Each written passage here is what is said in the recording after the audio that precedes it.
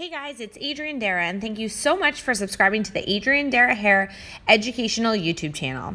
In today's tutorial, we are going to be going through the process of taking my client to a brighter, more metallic blonde, and we're also going to be doing an exaggerated, graduated bob on her.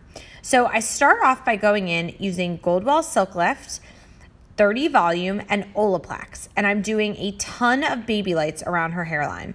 Remember guys, whenever you are doing any of these color services, you always want to focus heavily on how the hair naturally falls. On this client, her hair naturally falls on an angle, and everybody's hair naturally falls on an angle on every part of their head except for the very top of their head. So that is why I am choosing to do all of my foiling on an angle. I've done all of my baby lights now, and you can see that I've kind of made this visor shape around her head.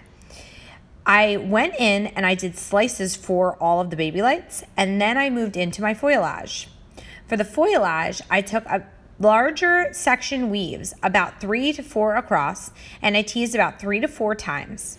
I changed up my formula when doing the foilayage to Schwarzkopf Blonde Me, 40 volume, and Olaplex.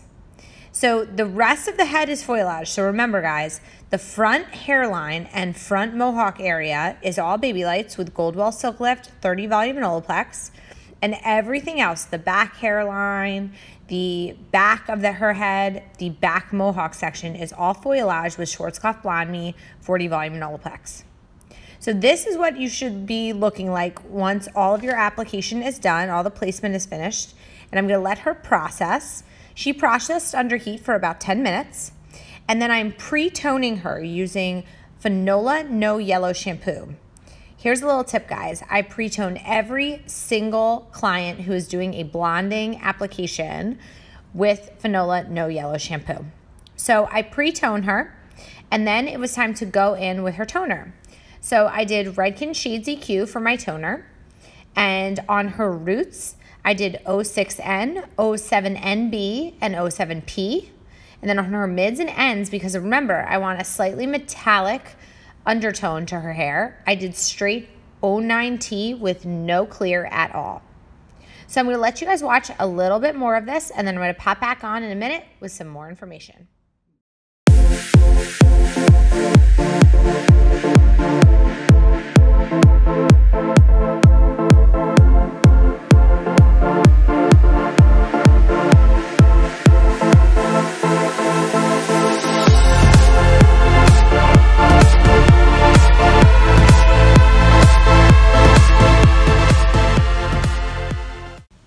So now we are finished the coloring service, and it's time to move into the haircut.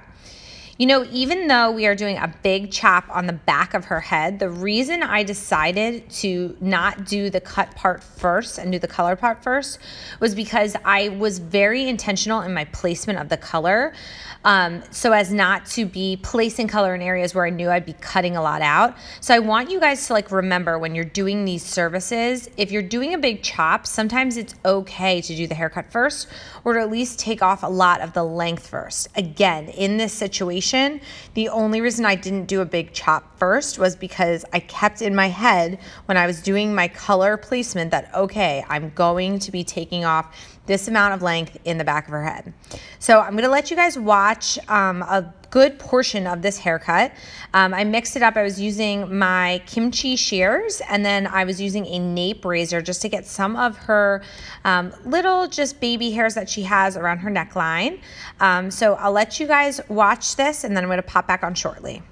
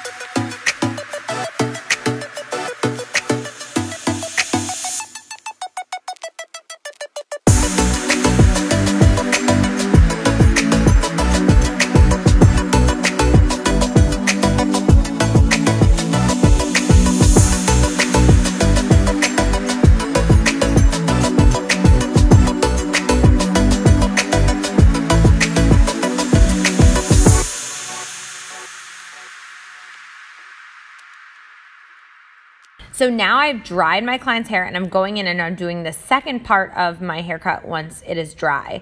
The reason that I'm doing two parts to this haircut, one wet and one dry, is because this particular client has a ton of hair.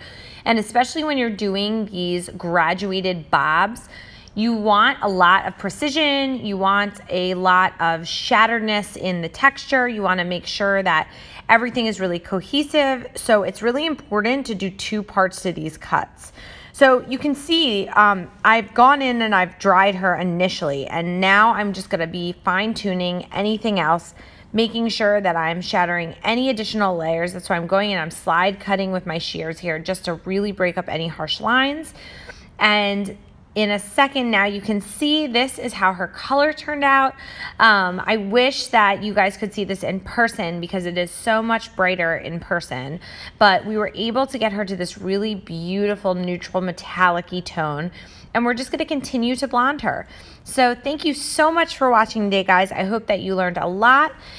Thank you for watching the Adrienne Darrah Hair channel, and if you want to, you can follow me on at Adrienne Darrah Hair and at Adrienne Darrah Hair Salon on Instagram. And don't forget to check out the website. Thanks, guys.